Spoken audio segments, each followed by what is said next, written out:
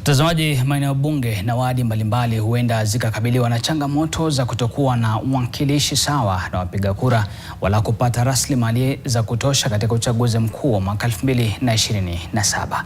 Tume Huru ya Uchaguzi na Mipaka nchini IEBC imelalamikia vikwazo vya kikatiba na kisheria ambavyo vimekuwa vizuizi kwa IEBC katika uhakiki wa mipaka ya maeneo bunge na wadi. Victor Ngaruya anaarifu zaidi, huku wachambuzi wakisema swala la ugavi wa mipaka haliwezi kuwa tatizo kubwa kwa IEBC. Tume Huru ya Uchaguzi na Mipaka IEBC imeeleza kuwa imechukua hatua ya kutumia mbinu ya kufanya kazi kwa awamu katika zoezi la uhakiki wa mipaka ya mabunge na wadi kulingana na katiba kutokana na vikwazo vya kikatiba na kisheria.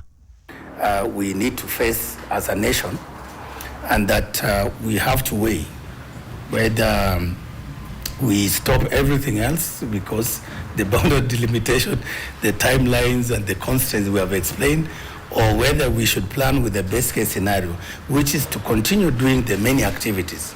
Kulingana na mwenyekiti wa IEBC Erastus Ethekon, mchakato wa uhakiki wa mipaka ulikuwa umekwama kutokana na kutokuwepo kwa makamishna kati ya Januari mwaka 2023 na Julai mwaka 2025.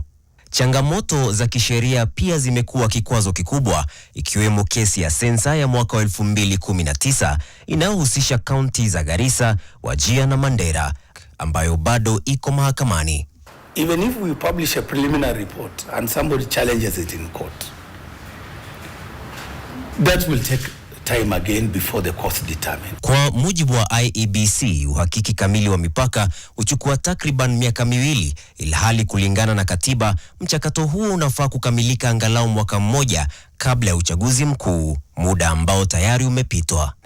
IEBC imesema kuwa ingawa takriban shilingi bilioni 41 zimetengwa kuendesha uchaguzi mkuu ujao, bado kuna upungufu wa takriban shilingi bilioni 22 katika mahitaji yake ya jumla ya kifedha. Tume hii inahitaji jumla ya shilingi bilioni 63 ili kufanikisha uchaguzi mkuu wa mwaka 2027.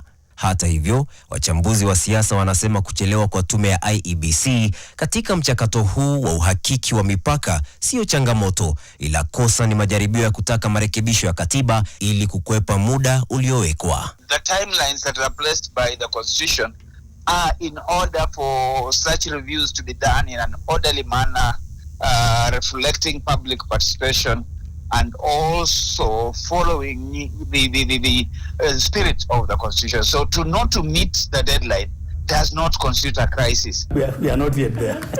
Victor Ngaruya, NTV.